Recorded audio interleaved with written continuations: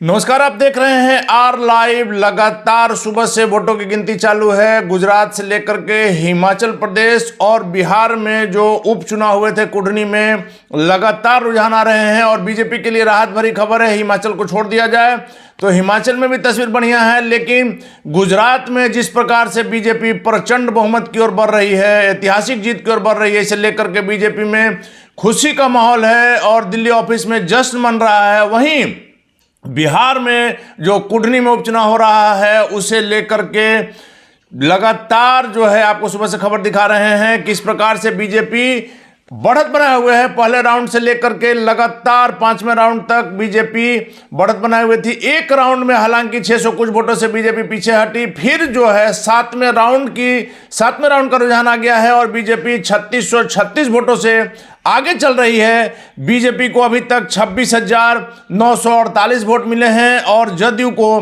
23,312 vote मिले हैं। और सबसे बड़ी बात है कि वीआईपी और एआईएमआईएम को जनता ने नकार दिया है, जो माना जा रहा था गोपालगंज चुनाव को लेकर के जिस प्रकार से मुस्लिम वोटों का बिखराव हुआ था और मुस्लिम वोट के कारण माना जा रहा था कि बीजेपी जीत गई है। और यहां पर कुढ़नी में माना जा रहा था कि जिस प्रकार से वीआईपी ने सवर्ण उम्मीदवार को टिकट दिया है, इससे लेकर के सवर्ण खास करके भूमिहारों के वोटों में बिखराव आएगा, लेकिन इन तमाम जो है धारणा है वो गलत साबित हुई।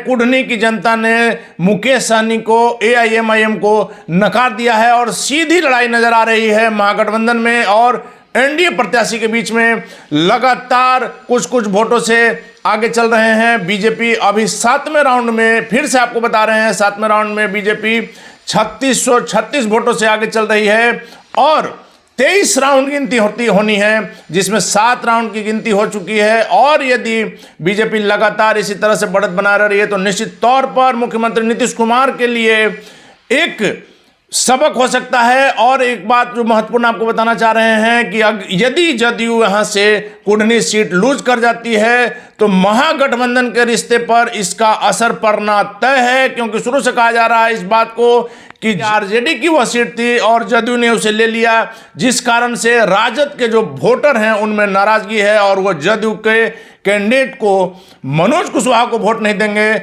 और यदि मनोज कुशवाहा वहां से हारते हैं तो निश्चित तौर पर इस बात को बल मिलेगा कि आरजेडी ने अपने वोटों को ट्रांसफर नहीं कराया, जिसके कारण से जदयू उम्मीदवार की हार हुई और बीजेपी उम्मीदवार जो पिछली बार 712 वोटों से हारे थे वो जीत गए। और बीजेपी के लिए सबसे सुकून की बात होगी कि मुख्यमंत्री नीतीश कुमार के महागठबंधन में जाने के बाद से लगातार ये बातें कही जा रही थी कि बीजेपी बिहार में कमजोर हो सकती है, कमजोर हो रही है। वैसे में बीजेपी अकेले दम पर कुढ़नी का सीट यदि जीतती है तो बीजेपी के मनोबल में बढ़ोतरी होगी। और एकमात्र सहयोगी जो पशुपति कुमार पारस है, जो लगातार क्षेत्र में घूम रहे थे और बीजेपी 2024 के चुनाव में और ज्यादा ढंग से सीटों के बंटवारे से लेकर के पूरा अपना मनोबल जो है वो पूरा टाइट के साथ उतरेगी। और प्रधानमंत्री मोदी का जो चेहरा है, विकास का जो चेहरा है, वह निश्चित तौर पर हर चुनाव में मोदी के चेहरे पर बीजेपी चुनाव लड़ती है। बीजेपी में बिहार में भी ऐसा कोई नेता नहीं है जिसके चेहरे पर चुनाव लड़ सके। वैसे में बीजेपी के लिए काफी सुकून भरी बात होगी कि कुढ़नी सीट 7वें राउंड का रुझान देखकर लग रहा है। हालांकि 23 राउंड की गिनती होनी बाकी है, अभी 7 राउंड की गिनती हुई है, जिसमें सिर्फ एक राउंड में भारतीय जनता पार्टी पीछे हुई है और उसके बाद लगातार बढ़त बनाए हुए 7वें राउंड की समाप्ति तक 3636 वोटों से बीजेपी आगे है, जदयू पीछे चल रही है। लगातार जो है हम आपको अपडेट देते रहेंगे, आप बने रहें आर लाइव के साथ।